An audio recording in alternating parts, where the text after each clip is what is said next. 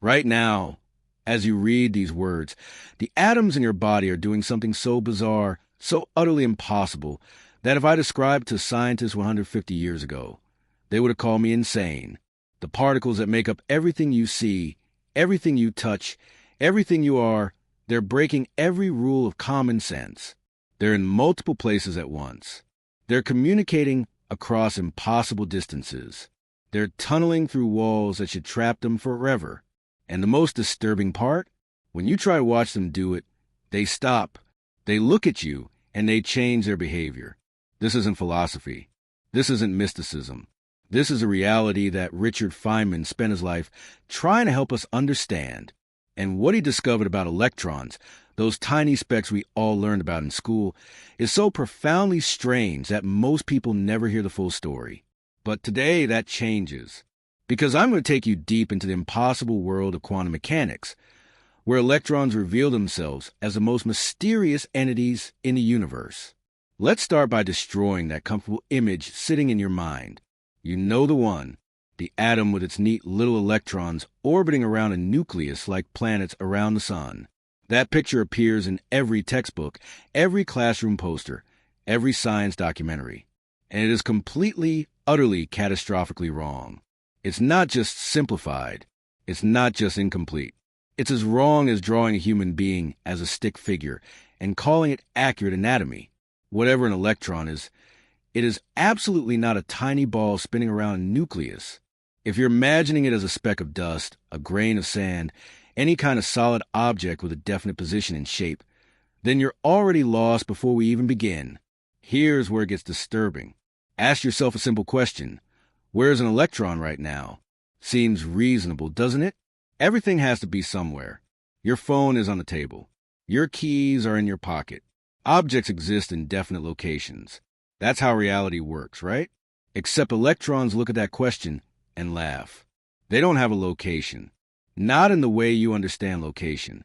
Before you measure an electron, before you interact with it in any way, it isn't sitting in one spot waiting to be found. It exists as a cloud of probability, smeared across space, simultaneously here and there and everywhere in between. Not because we don't know where it is, but because it genuinely doesn't have a single position until the universe is forced to choose one. This is where most people's brains start to rebel. We're hardwired to believe that objects have definite properties, whether we're looking at them or not. If you lose your wallet, you assume it exists somewhere specific. You just have to find it. But electrons don't work that way. They exist in what physicists call a superposition, a mathematical combination of all possible states at once. It's not hidden from us. It's not a limitation of our instruments. The electron itself is spread out, existing in multiple configurations simultaneously, until something forces it to collapse into a single definite state. And here's the truly unsettling part. The act of measuring changes everything. To see an electron, you have to bounce light off it. Light is made of photons, and photons carry momentum. When that photon hits the electron, it shoves it around. The more precisely you try to pin down where the electron is, the harder you disturb its motion. The gentler you are with your measurement to avoid disturbing it, the fuzzier your answer becomes. You can know where it is, or you can know how fast it's moving, but the universe absolutely forbids you from knowing both at the same time. And this isn't a technological problem. Even with perfect instruments, even with infinite funding and unlimited time, you would still hit this wall. Because the wall isn't built by humans. It's built into the fabric of reality itself. Werner Heisenberg proved this with his uncertainty principle, and it stands as one of the most profound limitations nature has ever imposed on us. Now, let me show you where this gets truly impossible. There's an experiment, simple enough that you could build it in your garage, yet strange enough that it has haunted physicists for a century. Picture a board with two narrow slits cut into it, standing in front of a detection screen. If you shoot bullets through those slits, you get two bright streaks on the screen, one behind each slit. Perfectly sensible. If you send water waves through, you get an interference pattern, alternating bands of bright and dark, created by the waves mixing and canceling. Also perfectly sensible. We understand waves. We understand particles. But now fire electrons through those slits, one at a time, and watch reality break. Each individual electron hits the screen as a single point. Click. One dot. Exactly like a particle.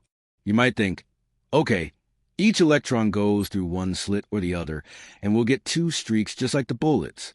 But as more and more electrons accumulate, something impossible emerges. The pattern on the screen isn't two streaks. It's the interference pattern. Multiple bands of light and dark. Exactly what you get if waves were passing through both slits and interfering with themselves. But here's the problem. You're sending electrons one at a time. There's nothing for them to interfere with.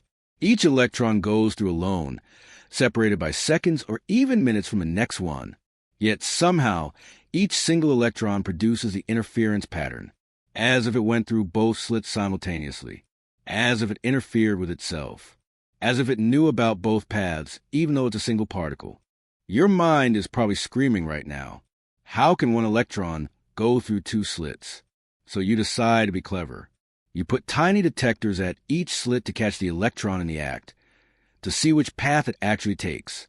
And the moment you do that, the moment you try to watch, the interference pattern vanishes. Completely. Gone. Now you get two simple streaks, one behind each slit, as if the electron suddenly remembered it was supposed to be a particle and stopped acting like a wave. When you observe which slit it goes through, it picks one. When you don't observe, it takes both. The electron's behavior literally changes depending on whether you're watching. And before you jump to some mystical conclusion about consciousness collapsing wave functions, understand this. It's not about human awareness. It's about physical interaction. The detector must touch the electron to register it, and that interaction destroys the delicate superposition of states. The electron is forced to commit to one path, and the interference disappears. This is the reality Feynman spent years helping us understand, and he developed a way of thinking about it that's even more mind-bending. Imagine that when an electron travels from point A to point B, it doesn't take one path. It takes every possible path simultaneously. The straight path, the curved path, a path that loops around 3 times, a path that goes to Jupiter and back. Every single route, no matter how absurd, contributes to the electron's journey. Each path carries a little mathematical arrow called an amplitude, and these arrows add together or cancel out depending on their direction. Where many arrows point the same way, you get high probability. Where arrows cancel, you get 0 probability. This method, called the path integral formulation, sounds like complete nonsense, yet it gives the correct predictions for every experiment ever performed. The universe genuinely seems to sum over all possible histories, weighing them all, letting their interference determine what actually happens. If this feels too strange to be real science, consider this. Your computer wouldn't work without it. Every transistor in every processor, every LED in every screen, every solar panel, every laser, they all depend absolutely on quantum mechanics being true. Engineers must account for electron tunneling, wave functions, and superposition to design functional technology. If electrons behave like tiny billiard balls the way we wish they would, modern electronics would be impossible. Your smartphone is proof that this madness is real. Let's go deeper into the impossible. Remember how an electron can't have enough energy to climb over a barrier? In the world you and I inhabit, if you don't have enough energy to reach the top of a hill, you roll back down. Simple. But electrons don't obey this rule. If the barrier is thin enough, an electron can appear on the other side without ever having gone over the top. It's as if the barrier doesn't exist. The electron is here, then it's there, with nothing in between. This is called quantum tunneling, and it's not a rare curiosity. It's happening constantly, everywhere, all the time. Without tunneling, the sun wouldn't shine. Nuclear fusion requires particles to overcome enormous electrical repulsion, but they don't have enough energy. They tunnel through the barrier instead, allowing fusion to occur. Without this impossible behavior, stars would be cold and dead, and you wouldn't exist to read these words. The reason tunneling works connects to something profound about quantum mechanics. An electron doesn't exist at a single point. It exists as a wave of probabilities spreading through space. This wave has some amplitude everywhere, even in regions that should be forbidden by classical physics. In those forbidden zones, the amplitude is small, but not 0. And if the forbidden region is thin enough, the wave can leak through to the other side. The electron probability cloud stretches through the barrier like fog seeping under a door. On the far side, the amplitude expands again, and suddenly the electron has a chance of appearing there. It didn't climb over. It didn't drill through. It simply existed with some probability on both sides, and when a measurement happened, it materialized on the far side. Impossible yet real. Now here's something that will truly disturb you. Electrons don't have definite properties before you measure them, not because they're hiding those properties, but because the properties literally don't exist. Asking for an electron's exact position and exact momentum at the same time is like asking what color Wednesday is. It's not a question with an answer. The universe refuses a request because you're asking for something that isn't defined. This forces us to completely rethink what we mean by a property. In everyday life, objects have height and weight and color, whether we measure them or not. But at the quantum level, properties emerge during measurement. Before that, only probabilities exist.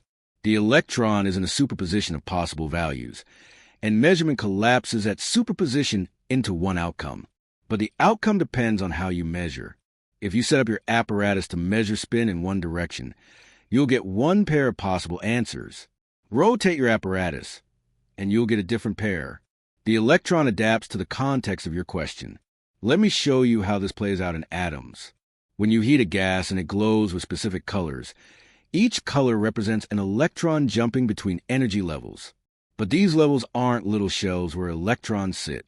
They're standing wave patterns, solutions to a mathematical equation, stable configurations of the probability wave.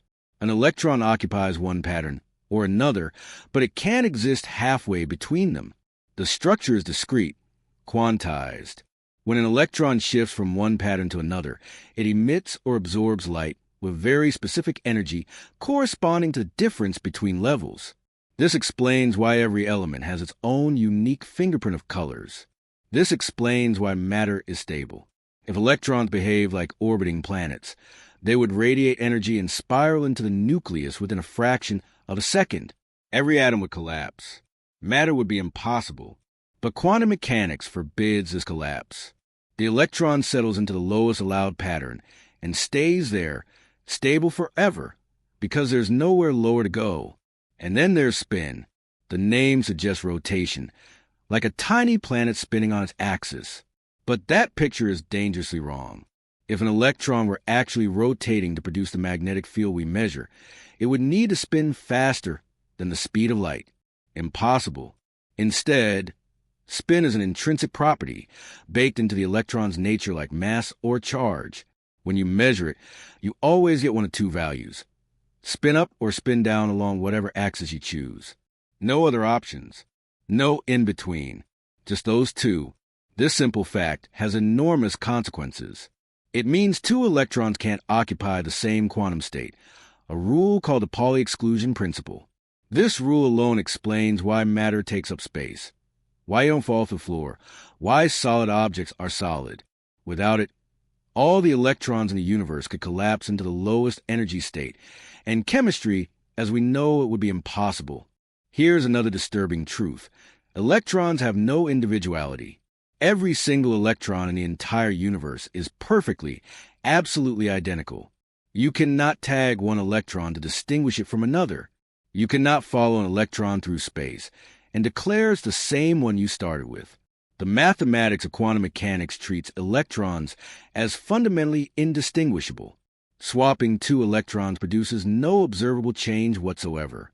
This isn't just a practical limitation. It's a statement about the nature of identity itself.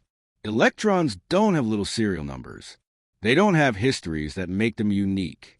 They are pure instances of a type, identical copies of an abstract pattern. And this sameness determines how matter behaves.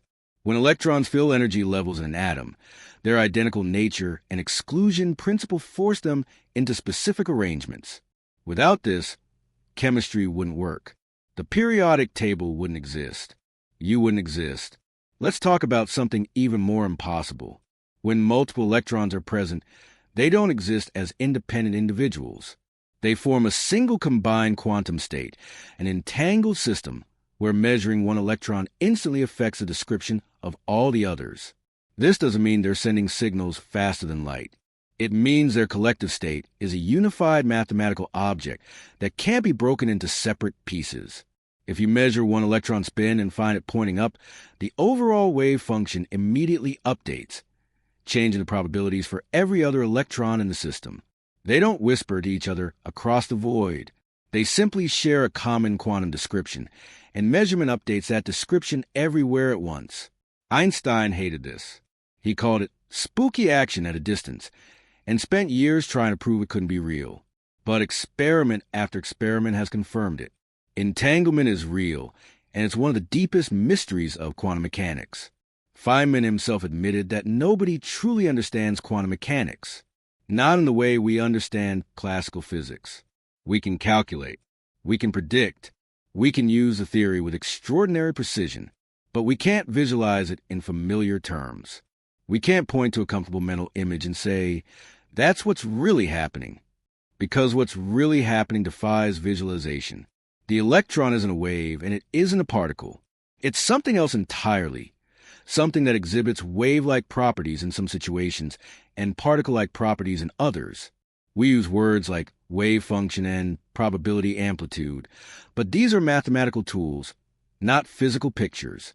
The reality underneath is stranger than anything our evolved brains are equipped to imagine. And that's okay. The universe doesn't owe us intuitive explanations.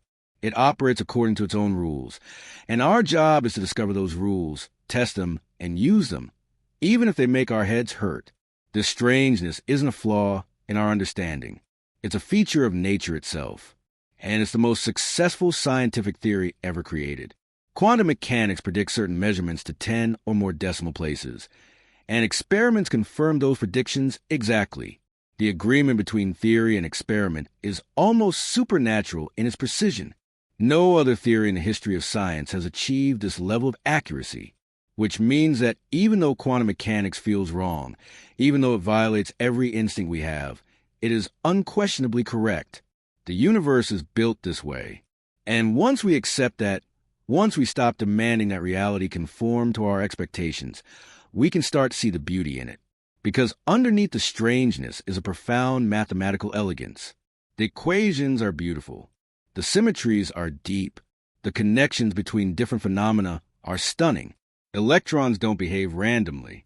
They follow strict laws with absolute consistency. The randomness isn't chaos. It's structured, quantified, predictable in its own way.